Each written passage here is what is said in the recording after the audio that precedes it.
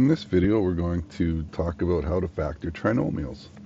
We'll start with an easier one, and actually we'll start with the answer so you can see how all of these numbers kind of work out, and then we'll solve it as if we didn't know the answer.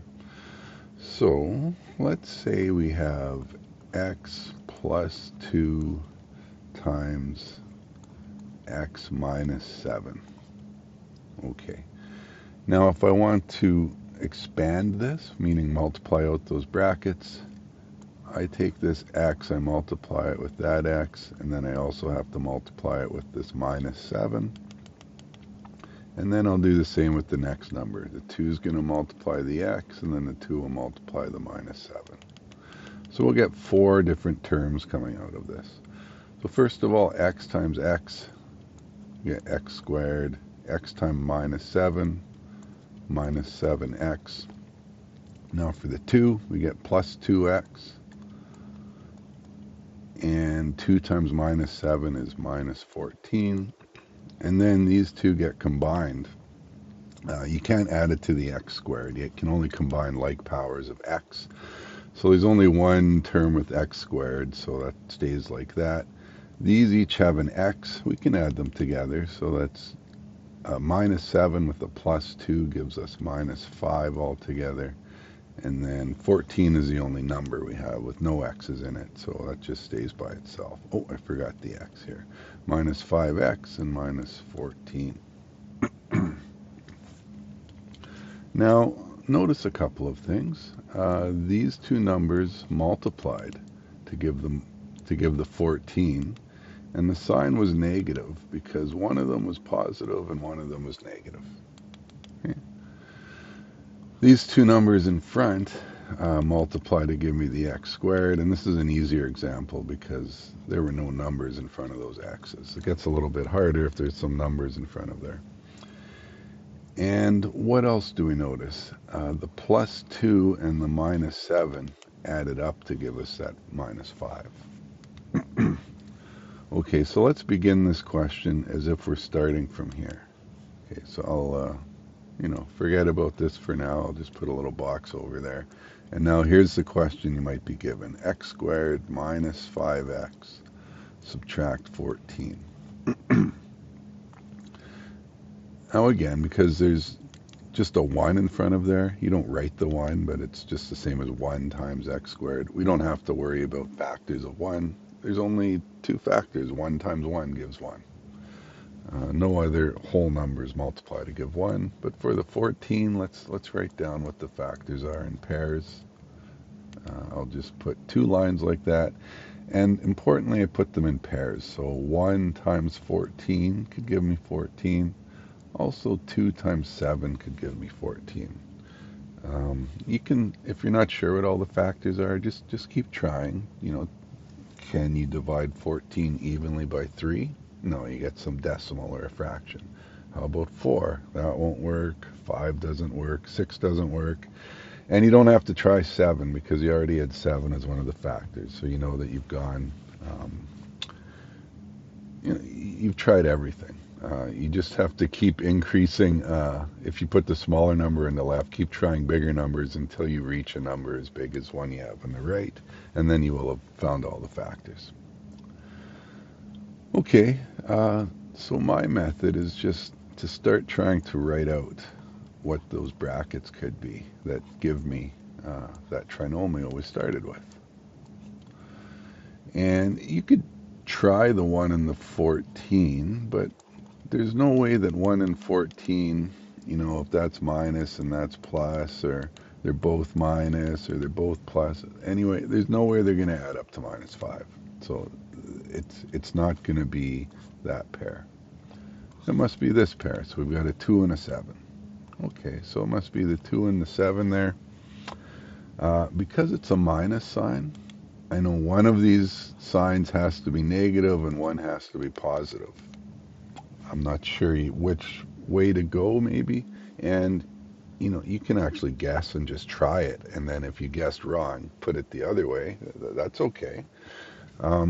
But we can think about it a little more. I know I'm going to end up needing minus 5. So the minus sign will have to go with the 7 and the plus will have to go with the 2.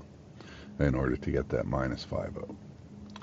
And you can check, multiply it out, but we already did it in that little box there, so we know that that's the correct answer. X plus 2 and x minus 7.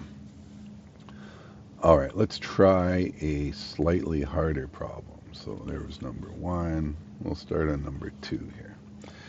Let's say we start with, let's just do the trinomial, and we'll have to figure out what the brackets are. Okay, and not every trinomial can be factored. You know, if this was a 15 there instead of a 14, it wouldn't have factored nicely. So sometimes you may get a question that says factor this if possible, and sometimes there is no way to factor it. Or sometimes your teacher might make a mistake and put the wrong number, and it can't be factored either. Anyway, let's look at our factors. This time we have to look at factors of 15. We'll worry about the sign later, and we need factors of 2. Okay, so I'm going to write that here, and the only factors of 2 are 1 and 2. So that's kind of easy. Factors of 15 could be 1 and 15. Could also be 3 and 5. 2 and 4 don't work. And, okay, then let's just write our brackets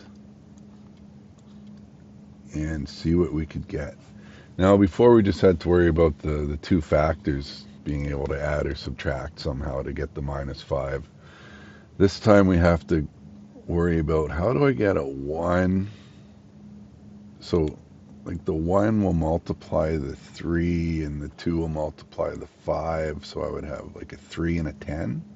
So 1 times 3 is 3, and 2 times 5 gives me the 10. Can 10 and 3 add up to give 7? Actually, they can. So I think I guessed the right factor already. You know, if I had tried 1 with the 5, that's another option. So one of the pairs multiplies one of the other pairs, and then the other two have to go together. You can't pick a number from this row and one from that row. Both numbers have to come from the same pair. So 1 and 5 and 2 and 3 gives me, 2 and 3 gives me a 6, and the 1 with the 5 gives me 5. 6 and 5 can't add up to give me 7 anyway. Okay, so I know those ones are wrong, and like I said, I guessed the correct one right off the start. So I need a 1 times a 3 and a 2 times a 5. Okay, so how am I going to get that? Maybe I'll put a square box around that one so I know which ones go together. So I need my x's here, and one of those x's is going to get a 2 with it. It doesn't matter which one, for the first pair, but now that that 2 is in there, I want the 2 to multiply with the 5 I said earlier, so that means the 5 goes here. If I put the 5 here, it never gets multiplied with the 2, so it can't go there. Okay, so those two, one number from each pair that gets multiplied together, you have to put it in the bracket in the right spot. So if the 2 is there, the 5 will have to be here, so they get multiplied together. And the other numbers were a 1. So these two factors are the ones going in front of the x, because they're the factors of 2. So there's a 1 there, but I won't write the 1. And I put the 5 there, so I guess that means there's a 3 here. Okay, so the 3 times the 5 gives me 15. But now looking at the sign, I need negative 15. So I need a plus on one side and a minus on the other side. Like I said, you can actually just guess this and check. So I would get minus 3x, and then I would get plus 10x. Oh, that's the wrong way, right? Because I would get plus 7 that way. So that must mean I should put the minus there and the plus here. Okay, let's try this. 2x times minus 5, I'll get minus 10, and then add the 3x. Oh, that'll give me the minus 7. So that one works. I just kind of did it in my mind while drawing, but it's worthwhile to check and multiply it out. You should be able to get that same answer back when you multiply out these brackets. So we've got 2x times x, that'll be 2x squared. 2x times minus 5 gives me minus 10x. 3 times x gives me plus 3x. And 3 times minus 5 is minus 15. Okay, again, we can combine those terms that have the x's, and that works out to be 2x squared minus 7x minus 15, which is good because that's what we started with. So that's how you check. You multiply those brackets out and make sure that you get, again, what you started with. Okay, let's do one more that's a little harder.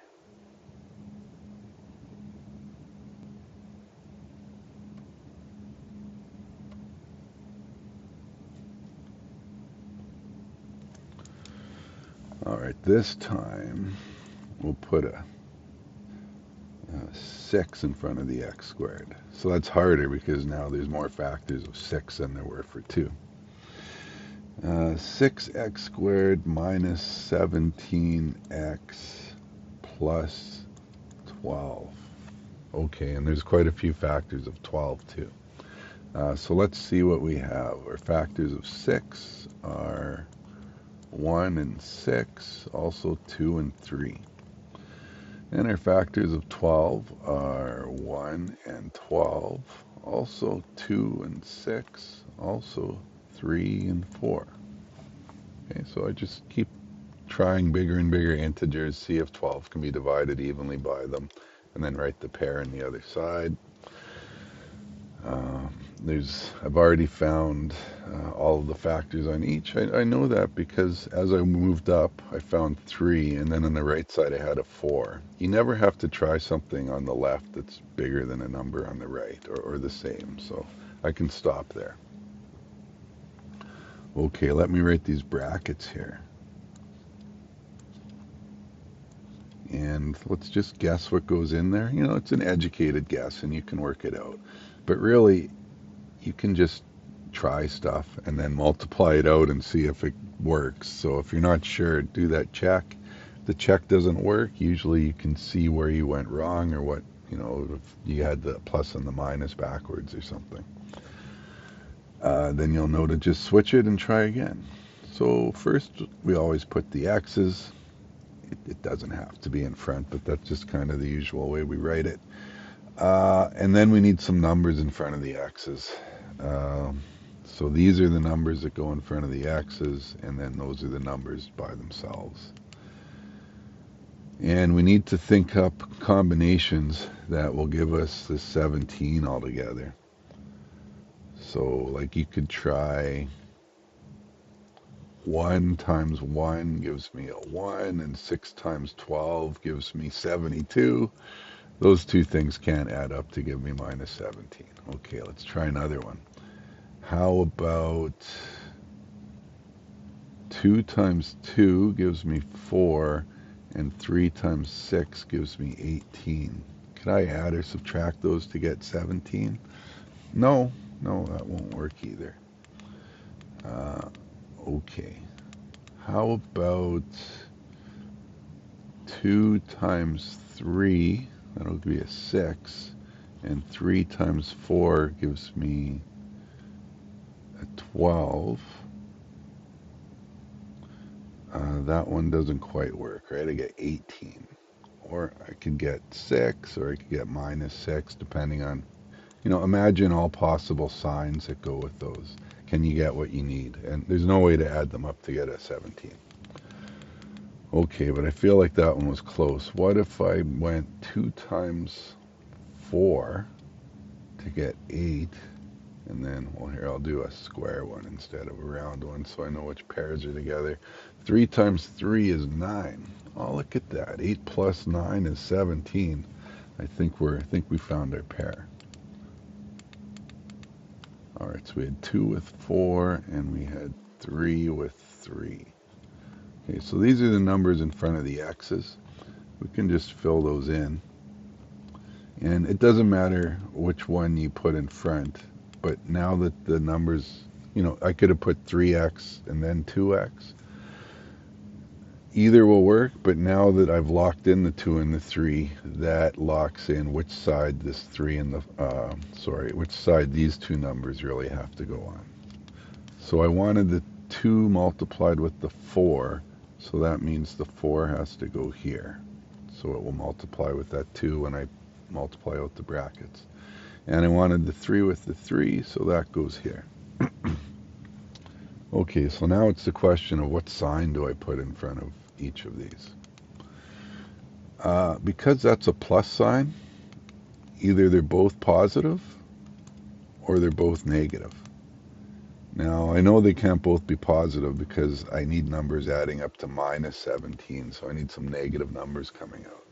So that means they both have to be negative. And that's our final answer, but we should check it and make sure it's correct. 2x times 3x will give me my 6x squared. 2x times minus 4, that's minus 8x. Now minus 3 times 3x is minus 9x, and minus 3 times minus 4 is plus 12. All right, and then you can see that 8 and the 9 we found earlier, how they're going to add up to minus 17. So just one more line to simplify. Bring the 8x and the 9x together. That's minus 17x plus 12. And there we go. So we found this from our factors. We knew what it should be, but we checked it anyway just to be sure. And I want to, don't just sit around thinking what should the factors be and spend 10 minutes lost. It's worthwhile just putting in the numbers and doing the signs. If you make a mistake, you'll catch your mistake when you check it. And then you'll see that when you're checking it, maybe what you should have done instead. Like if you had put in plus signs by accident, you would see that you got plus 17. And you would get the idea that, I should make those minus signs. And that would give me the right answer. So I really encourage you to just do what you think is correct from analyzing it the way I've discussed. But don't be scared to just put in some numbers and try it. As long as you're going to check it, you'll catch your mistake. And it's better to try something and work it out than to just sit there thinking, not writing anything down for 5 minutes, especially on a test. You're wasting time. So, put stuff in, calculate, see if it worked. All right, there's my advice for factoring trinomials. Good luck with that.